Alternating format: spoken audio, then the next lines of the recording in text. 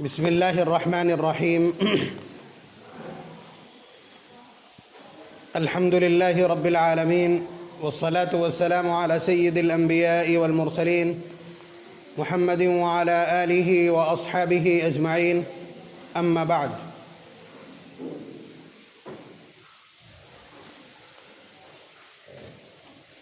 أعوذ بالله من الشيطان الرجيم. بسم الله الرحمن الرحيم. وَلِتُكَبِّرُوا اللَّهَ عَلَى مَا هَدَاكُمْ وَلَعَلَّكُمْ تَشْكُرُونَ. وقال تعالى: وَلِتُكَبِّرُوا اللَّهَ عَلَى مَا هَدَاكُمْ وَبَشِّرِ الْمُحْسِنِينَ.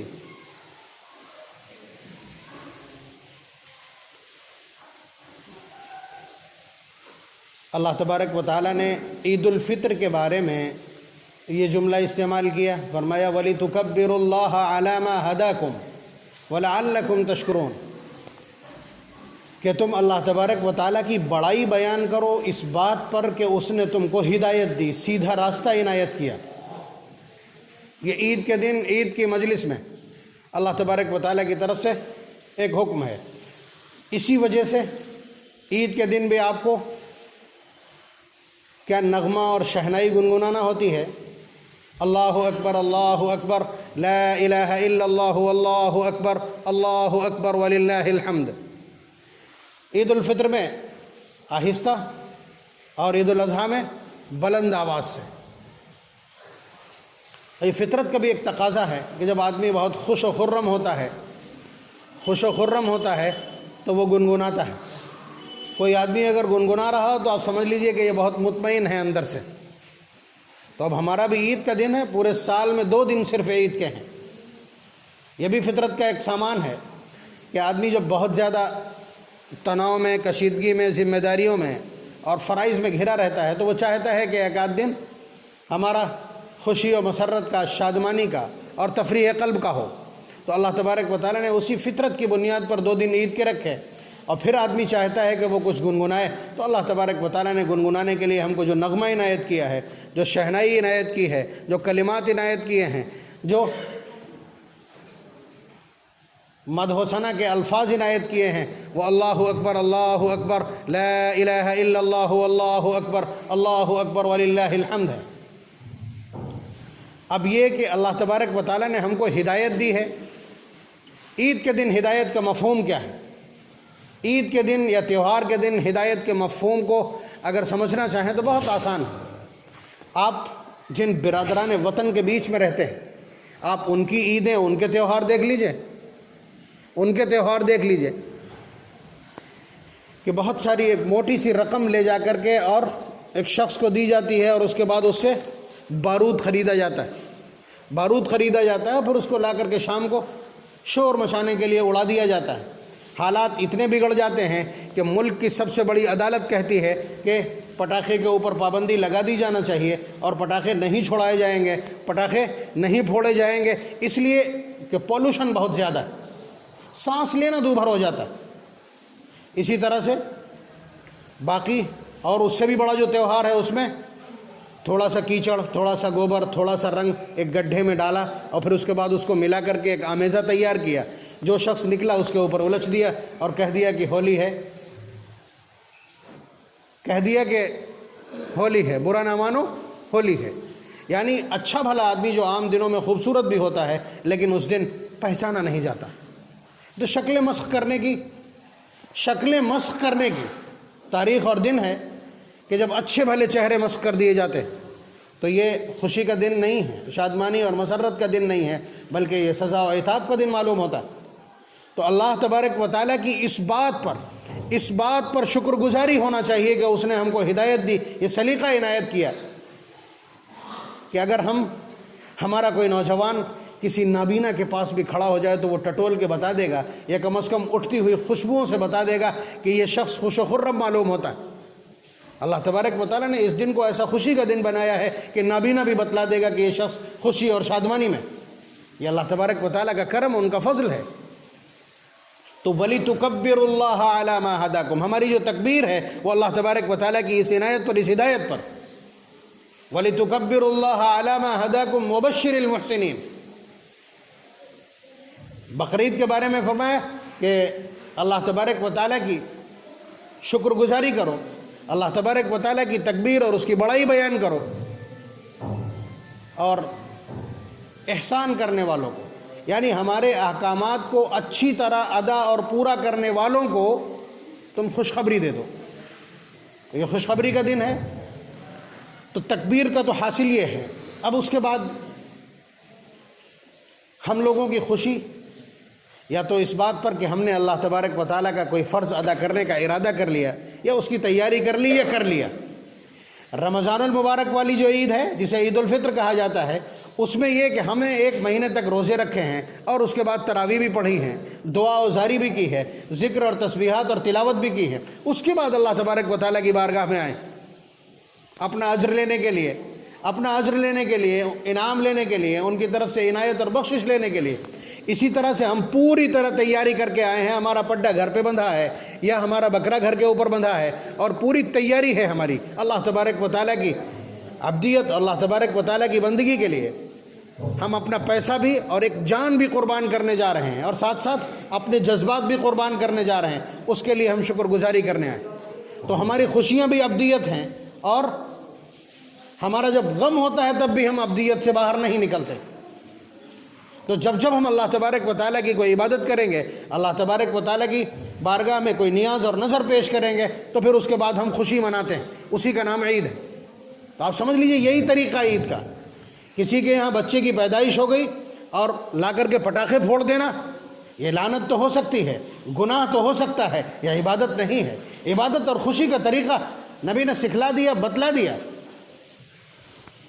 تو اس لیے اس کے ذیل میں آپ یہ بھی سمجھ لیجئے کہ خوشی کیا ہوتی ہے، خوشی کیا ہوتی ہے، خوشی منانے کا طریقہ کیا ہوتا ہے۔ اب اس کے بعد قربانی سے متعلق چند باتیں۔ اس دن کو خوشی کا دن اللہ تبارک و تعالیٰ نے قربانی کی مناسبت سے بنا دیا۔ قربانی کی عبادت ہم اللہ تعالیٰ کی بارگاہ میں پیش کرنے جا رہے ہیں، اس لیے اللہ تبارک و تعالیٰ نے ہمارے لیے اس دن کو خوشی کا دن بنا دیا۔ قربانی کیا ہے؟ قربانی کیا ہے؟ یہ سوال نبی اکرم صلی اللہ علیہ وسلم سے صحابہ کر چکے، ما ہی الاضاحی یا رسول اللہ؟ تو حضور نے فرمایا سنت ابیکم ابراہیم، سنت ابیکم ابراہیم، کہ تمہارے باپ حضرت ابراہیم علیہ السلام کی سنت ہے۔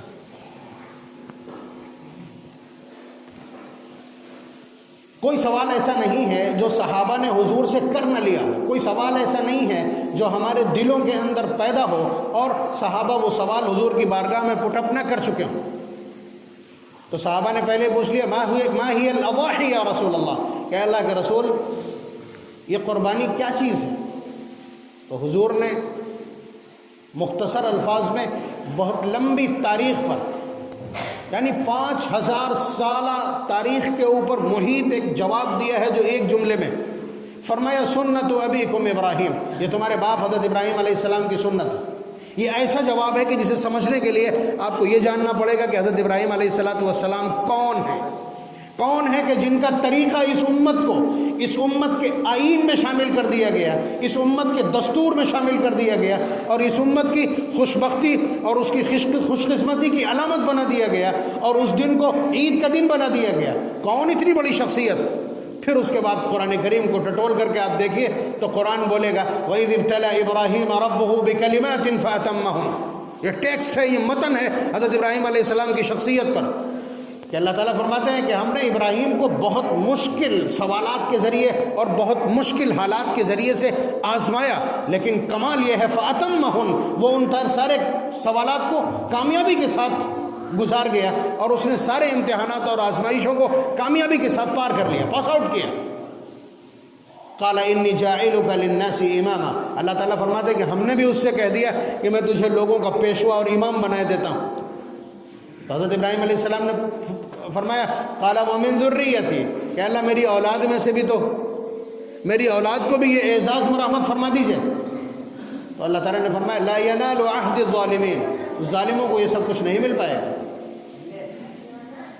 پھر اس کے بعد وَإِذْ جَعَلْنَا الْبَيْتَ مَثَابَةً لِلنَّاسِ وَأَمْنًا، حضرت ابراہیم علیہ السلام نے کعبۃ اللہ کی تعمیر کی، اور پھر اس کے بعد دعا کی، ہے رب اجعل هذا البلد آمنا، اے اللہ اس شہر کو امن والا، پیسفل بنا دیجئے۔ تو آج حالات یہ ہے کہ اگر کوئی جانور اس حد کے اندر داخل ہو جائے، مکہ مکرمہ کے اندر داخل ہو جائے، تو اس کو اذیت نہیں دی جا سکتی، مارا نہیں جا سکتا۔ کوئی مجرم بھی اگر داخل ہو جائے حرم کے اندر تو اس کو وہاں قصاصاً قتل نہیں کیا جا سکتا، سزا نہیں دی جا سکتی، مجبور کیا جائے گا کہ وہ باہر نکلے کھانا پانی بند کر کے۔ اور یہ تو چھوڑ دیجئے تو جانداروں کی بات، اگر کوئی گھاس بھی اپنا سر نکالتی ہے، اگر کوئی پودا بھی اگتا ہے تو اس پودے کو بھی اس سرزمین میں اکھاڑا نہیں جا سکتا۔ یعنی اتنا امن اللہ تبارک و تعالیٰ نے اس شہر کو عنایت کر دیا۔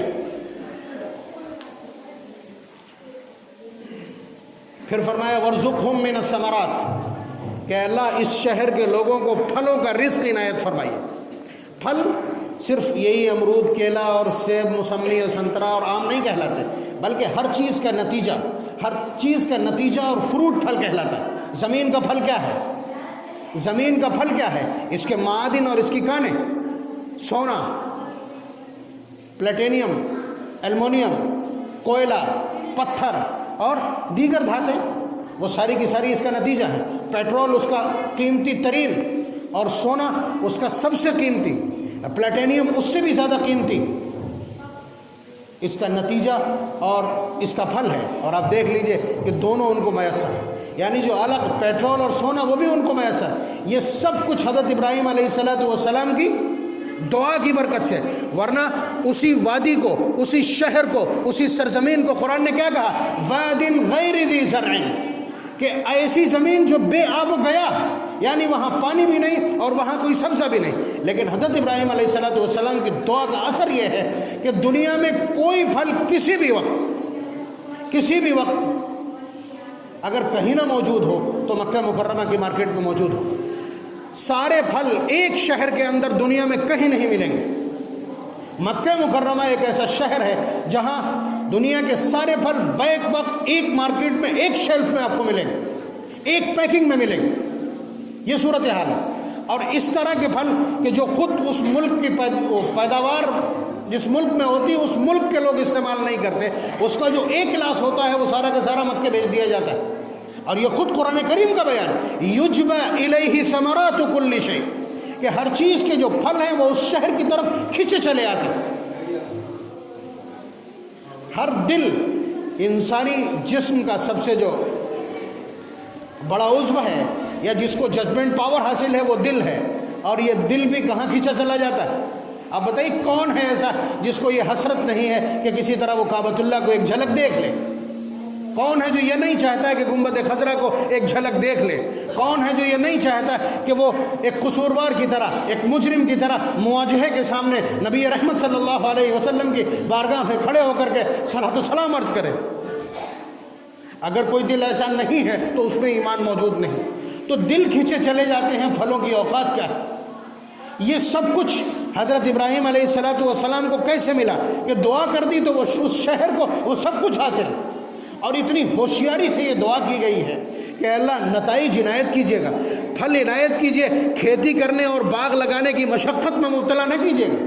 یہ وَارْزُقْهُم مِّنَ الثَّمَرَاتِ کا جو فلسفہ ہے وہ یہ کہ اللہ انہیں کھیتی کرنے اور باغبانی کرنے کی کلفت اور تکلف اور انہیں مشقت میں مبتلا نہ کیجیے گا، انہیں پھل عنایت کیجیے۔ تو آپ دیکھ لیجیے کہ زمین ہی ایسی نہیں جہاں پھل اور پھول اور کیاریاں لگائی جائیں۔ باہر سے مٹی جائے گی تو کوئی کیاری تیار کی جا سکتی، پانی موجود نہیں ہے، بورنگ نہیں کی جا سکتی۔ حالات یہ ہیں، ایک چشمہ عنایت کر دیا، اور پھلوں کا حال یہ ہے کہ ان سے بہتر کوئی پھل نہیں کھاتا۔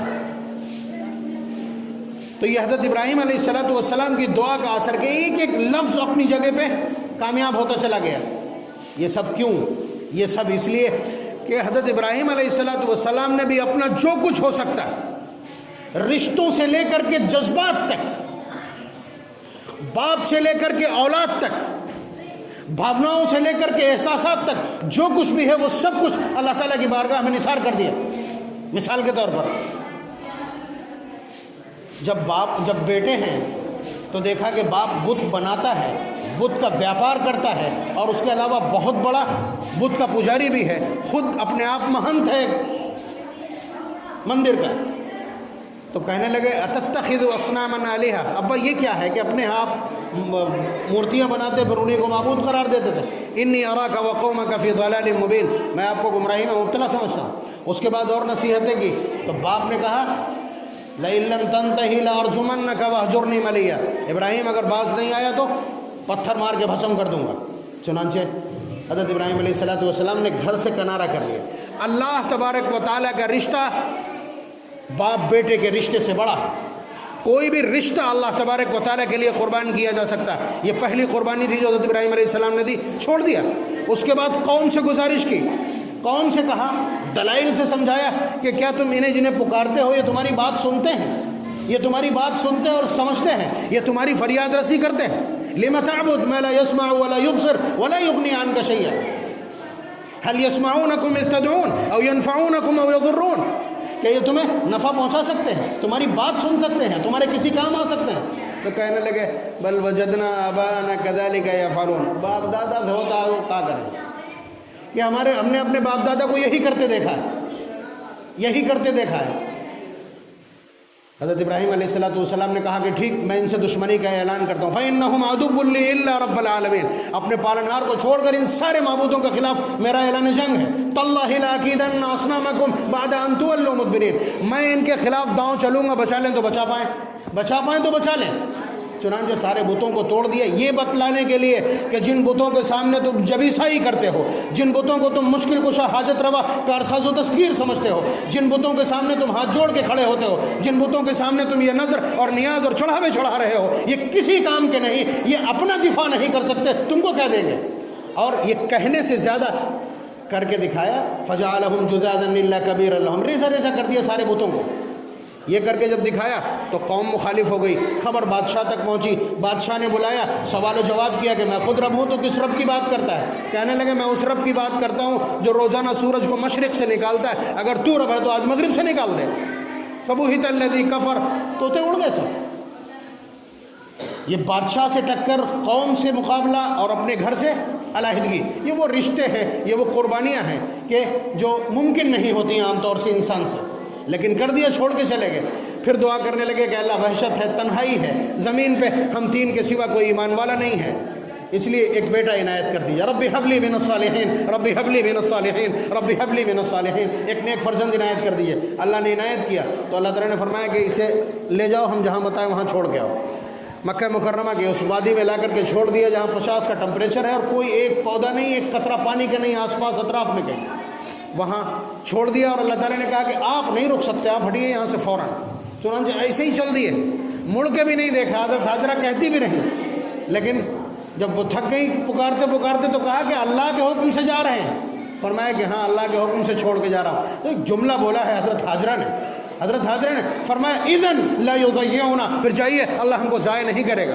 یہ عورت کا حوصلہ اور ہمت، مکے کو آباد کرنے والی یہ خاتون، قربانی کو جنم دینے والی، قربانی کو یہاں تک پہنچانے والی ایک عورت۔ میری آواز اگر ماں اور بہنوں تک پہنچتی ہو تو وہ سمجھ لیں کہ قربانی انہوں نے پیدا کی۔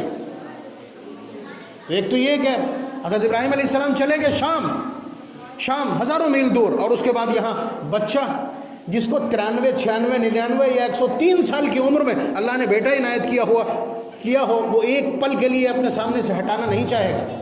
خود حضرت ابراہیم علیہ السلام کے الفاظ ہیں سورہ ابراہیم میں، الحمدللہ الذی وہب لی علی الکبر اسماعیل، کہ تمام تعریفیں اس اللہ کے لیے، اس معبود کے لیے جس نے مجھے بڑھاپے میں اسماعیل عنایت کیا۔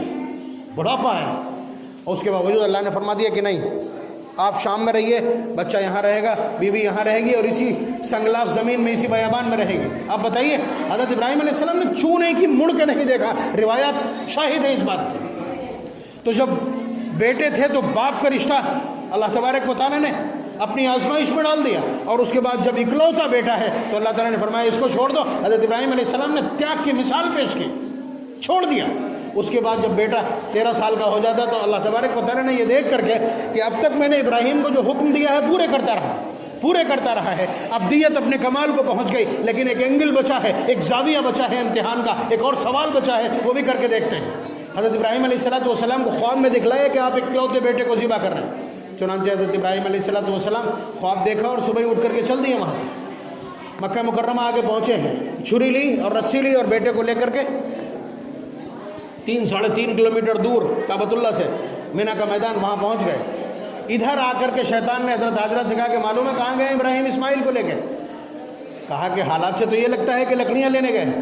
کہنے لگا کہ نہیں، وہ اسماعیل کو ذبح کرنے گئے۔ تو حضرت ہاجرہ نے کہا کہ کوئی باپ بھی اپنے بیٹے کو کہیں ذبح کیا کرتا؟ کہنے لگے نہیں، اللہ تعالیٰ نے ایسے ہی انہیں خواب میں دکھلایا۔ اب دیکھیے یہ جملہ جو میں نے کہا نا کہ قربانی یا تیاگ کی یہ مثال انسانی تاریخ کا اکلوتا ادبھت اور انمول واقعہ، یہ ایک عورت کے حوصلے کی مثال ہے۔ فرمایا کہ پھر ایک اسماعیل کیا، پھر تو بہت سارے بچے اس طرح کے ذبح کیے جا سکتے ہیں۔ اللہ تبارک و تعالیٰ کو راضی کرنے، یہ کمٹمنٹ ہے، یہ پریزرویشن ہے، یہ وقف کر دینا ہے اپنے آپ کو کہ ماں اور باپ دونوں، اگر اللہ تبارک و تعالیٰ کی منشا یہی ہے کہ وہ میرے بیٹے کو ذبح کروا کے خوش ہوں گے تو ایک پل کے لیے سنکوچ نہیں ہے، ایک پل کے لیے کسی بھی طرح کا کوئی توقف نہیں ہے، سوچنے کی گنجائش نہیں۔ اور لے جا کر کے حضرت ابراہیم علیہ السلام نے بیٹے سے کہا یا بنی انی ارا فی المنام انی اذبحک، بیٹا میں نے خواب میں دیکھا ہے کہ میں تم کو ذبح کر رہا ہوں، تمہاری کیا رائے ہے مجھے سوچ کے بتلاؤ۔ سوچے بغیر جواب دیا یا ابت افعل ما تؤمر ستجدنی ان شاء اللہ من الصابرین۔ حضرت ابراہیم علیہ السلام سے ایک قدم آگے بڑھ کر حضرت ابراہیم علیہ السلام کہتے ہیں بیٹا میں نے خواب دیکھا ہے، اور بیٹا جواب دیتا ہے کہ ابا جان اللہ نے جو حکم آپ کو دیا ہے اسے کر گزریے۔ ادھر خواب کا لفظ، ادھر حکم کا لفظ۔ بیٹے کو یہ معلوم ہے کہ انبیاء کا خواب بھی وحی الہی اور امر کے درجے میں ہوتا ہے، اور جہاں تک میرا تعلق ہے آپ مجھے صبر کرنے والا پائیں گے۔ حضرت ابراہیم علیہ السلام نے بڑھ کر کے پیشانی چوم لی بیٹے کی اور فرمایا کہ اللہ تعالیٰ کا حکم پورا کرنے میں اس کی فرما برداری اور طاعت کے لیے تو میرا کیسا اچھا رفیق ہے، کیسا اچھا معاون۔ یہ 3 لوگ ہیں اور تینوں لوگوں کا اللہ تبارک و تعالیٰ کو راضی کرنے کے لیے ذرا عزم دیکھیے۔ ہم اپنا دل بھی ٹٹول کر کے دیکھ لیں، یہیں پر ٹٹول کر کے دیکھ لیں کہ اس بستی کے اندر 70% لوگوں کے اوپر قربانی واجب، اور 7% ایسے نہیں ہیں جو قربانی کروا رہے ہیں۔ انبیاء علیہ السلام سے قربانی لی جائے جو معصومیت کا اور عصمت کی مہر لگوا کے آتے ہیں۔ ماں اپنے اکلوتے بیٹے کو جسے بیامان میں اس نے اکیلے پالا ہو، خوف اور ہراس اور اندیشوں کے بیچ، وہ ایسے اللہ کو راضی کرنے کے لیے کہتے کہ ایسے بہت سے بیٹے قربان کیے جا سکتے ہیں۔ بیٹا خود کہے ستجدنی انشاءاللہ من الصابرین، ابا جان میری گردن پہ چھری چلا دیجئے اگر اللہ تبارک و تعالیٰ کا حکم ہے، یا ابت افعل ما تؤمر۔ کیا اس کا کوئی جذبہ موجود ہے؟ اس کی کوئی مثال موجود ہے؟ ہم ملتاً ابراہیمی ہیں، یہ وہ جذبات ہیں، یہ وہ قربانی ہے، یہ وہ احساسات ہیں، یہ وہ نصاب ہے، یہ وہ سلیبس ہے حضرت ابراہیم علیہ السلام کا، کہ اتنا مقبول بارگاہ ہے، اور اس پورے کردار کی اہمیت اور اس کا قد اور اس کی قامت اتنی ہے کہ اللہ تبارک و تعالیٰ جب خراج تحسین پیش کرتے ہیں تو معلوم ہے کیا کہتے ہیں؟ ان ابراہیم کان امہ، ابراہیم تنہا ہے دیکھنے میں مگر کردار میں ایک امت کے برابر۔ آپ اندازہ کیجئے، اللہ تعالیٰ فرماتے ہیں واتخذ اللہ ابراہیم خلیلا واتبع ملت ابراہیم حنیفا۔ حنیف اور خلیل 2 ایسے لفظ ہیں جو انبیاء میں کسی کے لیے استعمال نہیں۔ یہ اسی ارادے کا کمال ہے اور یہ اسی توقیف کا کمال ہے، اپنے آپ کو اللہ تبارک و تعالیٰ کے لیے لٹا دینا، سارے رشتے قربان کر دینا، ساری قیمتی چیزیں لٹا دینا، ساری متاع اور سارا اثاثہ اللہ تبارک و تعالیٰ کی رضا میں لگا دینا۔ یہ کردار اور کردار کا یہ تسلسل اور یہ کڑیاں اللہ تبارک و تعالیٰ کو اتنی پسند آئی کہ نبی رحمت صلی اللہ علیہ وسلم جو خود پچھلے تمام نبیوں کی شریعتوں کے لیے ناسخ ہیں اور ان کی شریعت پچھلے تمام قوانین کے اوپر خط نسخ کھینچ دینے والی ہے، لیکن اس کے باوجود نبی سے کہا جا رہا ہے کہ یہ ایسا میدان ہے کہ جہاں آپ کو حضرت ابراہیم علیہ السلام کی اتباع کرنا ہے۔ واتبع ملت ابراہیم حنیفا، آپ اس یکسو ہو جانے والی ابراہیم کی ملت کی اتباع کیجیے، ان کے پیچھے چلیے، ان کے فالوور بنیے۔ دیگر انبیاء حضور کی امت میں شامل ہونا چاہتے ہیں، لیکن یہاں پر آ کر کے کردار کی جامعیت ہے، یہ قربانی کا کمال ہے۔ حضرت ابراہیم علیہ السلام کا بھی باقی جو کردار ہے اس کی مثالیں مل جائیں گی۔ اکلوتے بیٹے کو اپنے ہاتھ سے ذبح کرنے کی یہ ایسی مثال ہے کہ جس پر اللہ تبارک و تعالیٰ کے جو توصیفی کلمات ہیں قرآن کریم میں کسی نبی کے لیے اس طرح کی سپاس و منقبت اور اس طرح کی ستائش، توصیف اور مدح کہیں نہیں۔ وَاذْكُرْ فِي الْكِتَابِ ابراہیم، جب کتاب کی تلاوت کیجیے گا تو ابراہیم کا تذکرہ نہ بھولیے. وَاتْلُ عَلَيْهِمْ نَبَأَ ابراہیم، ابراہیم کے ایک ایک واقعے کو بیان کر دیجیے گا. وَإِذْ قَالَ إِبْرَاهِيمُ لِأَبِيهِ آزَرَ، یاد کیجیے اس وقت کو جو ابراہیم نے بڑے حوصلے کے ساتھ اپنے باپ سے یہ کہا. وَإِذِ ابْتَلَى إِبْرَاهِيمَ رَبُّهُ بِكَلِمَاتٍ فَأَتَمَّهُنَّ، اور یاد کیجیے اس وقت کو جب ہم نے ابراہیم کو مختلف واقعات میں آزمایا اور پھر وہ اس کو ہمت کے ساتھ پاس کر گیا. اس کے بعد سب سے آخر میں جو سب سے طاقتور مہر ہے حضرت ابراہیم علیہ السلام کے کردار پر، وہ ہے قد كانت لكم اسوة حسنة في ابراہیم والذین معه. اسوہ حسنہ حضرت ابراہیم علیہ السلام کو یا جناب محمد الرسول اللہ صلی اللہ علیہ وسلم کو قرار دیا گیا. یہ دو شخصیات ایسی ہیں جن کے لیے یہ جملے استعمال ہوئے ہیں. حضور کے لیے پارہ نمبر 21 سورہ احزاب میں کہ لقد كان لكم في رسول الله اسوة حسنة، وہاں قد كانت لكم اسوة حسنة في ابراہیم والذین معه. اب اللہ تبارک و تعالیٰ نے اس امت کو آگے بڑھانے کے لیے اپنے نبی کی پکار پر، اپنے نبی کے اضطراب پر، اپنے نبی کی طلب پر یہ قربانی عنایت کر دی کہ تم جانور قربان کرو گے، ثواب وہی ملے گا جو حضرت ابراہیم علیہ السلام کے لیے ہم نے ایک بار جاری کر دیا. لیکن کوشش یہ کرنا کہ جذبات اسی طرح کے ہیں. اسی لیے اتنا بڑا کوشن لگایا، فرمایا لن ینال اللہ لحومها ولا دماؤها ولکن ینالہ التقوی منکم. جب تم قربانی کرو گے تو ہمارا لکھنے والا اور ہمارا نوٹ کرنے والا، ہمارا نوٹس کرنے والا کچھ اور نہیں دیکھے گا خون کتنا نکلا، گوشت کیسا تھا، تمہارا ارادہ کیا تھا، صرف یہی نوٹ ہوگا. وَلَكِنْ يَنَالُهُ التَّقْوَى مِنْكُمْ، اس لیے کہ یہ فداکاری کا ہی امتحان ہے. وہاں بیٹا ذبح نہیں ہوا، لیکن دیکھنا یہ تھا کہ یہ بوڑھا باپ اپنے ان ہاتھوں سے کتنی دیر تک اکلوتے بیٹے کی گردن پہ چھری چلاتا ہے. جذبات دیکھنا تھے، فداکاری دیکھنا تھی، اس لیے قربانی میں یہ جذبہ موجود ہے. اب آپ بتلا دیجئے، آپ اپنے دل کو ٹٹول کے بتلائیے کہ 3000 روپلی میں اگر ایک نبی کے عمل کے برابر اور ایسا عمل جس کی مثال اس پوری کائنات میں انسانی تاریخ میں دوسری کوئی نہیں، اس عمل کو، اس ثواب کو پانے کے لیے آپ یہ بہانے کرتے ہیں کہ پیسے نہیں ہیں. پیسے موجود ہیں. جس شخص کے پاس 37,000 روپیہ ہو، چاہے تھوڑا سا سونا ہو، تھوڑی سی چاندی ہو اور تھوڑا سا کیش ہو، سب ملا کر کے اگر کسی عورت کے پاس 37,000 37,500 کو پہنچ جاتا ہے، اس پر قربانی واجب ہے. اگر کسی کے پاس 1,00,000 روپیہ ہے، 50,000 اس کا ادھار ہے، تو پھر 50,000 مائنس کر دیجئے جو ادھار کا ہے، باقی 50,000 بچا، اس کے اوپر قربانی واجب. آپ سمجھ رہے ہیں؟ اگر آپ کے پاس 2 مکان ہیں، ایک مکان میں رہتے ہیں، دوسرا خالی پڑا ہے، قربانی واجب. 2 موبائل ہیں کسی کے پاس، ایک موبائل سے کام چلتا ہے، دوسرا صرف منورنجن کے لیے ہے، تو یہ قربانی میں اس کی قیمت بھی جڑے گی. کسی کے گھر میں LED لگی ہے 20,000 روپے کی، اس کی قیمت بھی جڑے گی قربانی کا نصاب پورا کرنے کے لیے. کسی کے پاس 17,000 روپے ہیں اور ساتھ میں LED ہے، دونوں کو جوڑیں گے 37,000 ہوتا ہے، تو اس کے اوپر قربانی واجب ہے. ذرا ٹٹول کر کے بتلائیے، میں نے جو دعویٰ کیا ہے کہ اس بستی کے 70% لوگوں پر اور 80% عورتوں کے اوپر قربانی واجب ہے، اور قربانی پر اتنا بڑا اجر ہے، چھوٹی سی رقم خرچ ہوتی ہے. ہمارا اعتراض یہ کہ پیسہ کہاں ہے مولانا، لاک ڈاؤن چل رہا. ٹھیک ہے، ارے یہ اعتراض کوئی بیمار کبھی کرتا ہے کہ ہم اتنے کمزور ہیں، چل نہیں پا رہے ہیں، دوا لینے کیسے جائیں؟ ارے یہی تو فقیری دور کرنے، غربت کو دور کرنے، افلاس کو دور کرنے اور تنگی کو دور کرنے کے فارمولے ہیں. صدقہ کر دیجئے، مال وہی آ جائے گا جو آپ صدقہ کریں گے، جو صدقہ کریں گے وہی مال واپس آ جائے گا. اسی طرح سے جب آپ زکوٰۃ دیں گے تو مال پاک ہو جائے گا، یہ اب نقصان میں نہیں جائے گا. تو یہ تو دروازے کھولنے، قربانی اس لیے کی جاتی ہے کہ دولت کے آنے کے دروازے کھل جائیں. آپ سمجھ رہے ہیں کہ 3,000 چلے جائیں گے، 4,000 چلے جائیں گے، یہی تصور غلط ہے. اسی کو درست کرنا. اللہ تعالیٰ ہر ایسے عمل کو فرماتے میرے ذمہ قرضہ ہے. تم دے کے آئے ہو رشتہ دار کے یہاں گوشت، لیکن یہ میرے کھاتے میں لکھ دینا میرے ذمہ قرضہ ہے. وَأَقْرِضُوا اللَّهَ قَرْضًا حَسَنًا، مجھے زیادہ سے زیادہ قرضہ دو. وَمَنْ أَوْفَىٰ بِعَهْدِهِ مِنَ اللَّهِ، اپنے وعدوں کو اللہ سے زیادہ پورا کرنے والا بھی کوئی نہیں. فَاسْتَبْشِرُوا بِبَيْعِكُمُ الَّذِي بَايَعْتُمْ بِهِ. اس لیے جو لوگ صاحب وسعت ہیں، میں نے جو نصاب آپ کی خدمت میں پیش کیا، اس نصاب کو دیکھ لیجئے.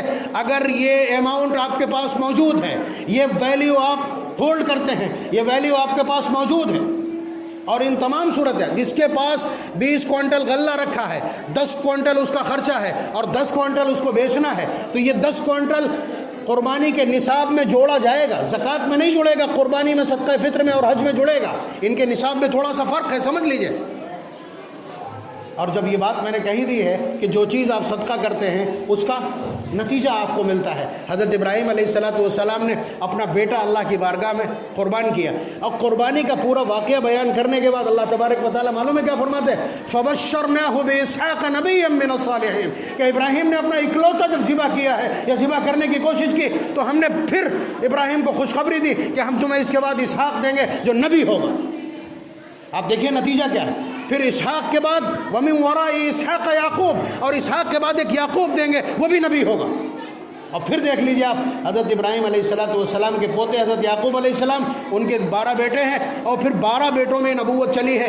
1 لاکھ نبی اپروکس، تقریباً 1 لاکھ نبی حضرت ابراہیم علیہ السلام کو ان کی اولاد میں عنایت کیے گئے۔ اولاد کی برکت، اولاد کی برکت، وہ لوگ بھی قربانی کریں جن کے یہاں اولاد نہیں، وہ لوگ بھی قربانی کا اہتمام کریں جن کی اولاد باغی اور سرکش ہو، وہ لوگ بھی قربانی کریں جن کے یہاں اولاد میں برکت نہیں ہوتی یا فوت ہو جاتی ہے۔ یہ آیات کے اشارے بتلا رہے ہیں، اور ایسے سمجھ میں نہ آئے تو آپ کو مکلف کیا گیا۔ حضرت ابراہیم علیہ السلام کی اولاد میں اللہ نے کتنی برکت عنایت کی ہوگی کہ ہم کیا کرتے ہیں؟ درود شریف پڑھتے ہیں، کیا کہتے ہیں؟ اللہم صلی علی محمد وعلی آل محمد، اے اللہ رحمت، درود، برکت اور کرم نازل فرما حضرت محمد صلی اللہ علیہ وسلم، اسی طرح کرم جس طرح حضرت ابراہیم علیہ السلام پر آپ نے کرم کیا، درود بھیجا اور رحمتیں نازل کی۔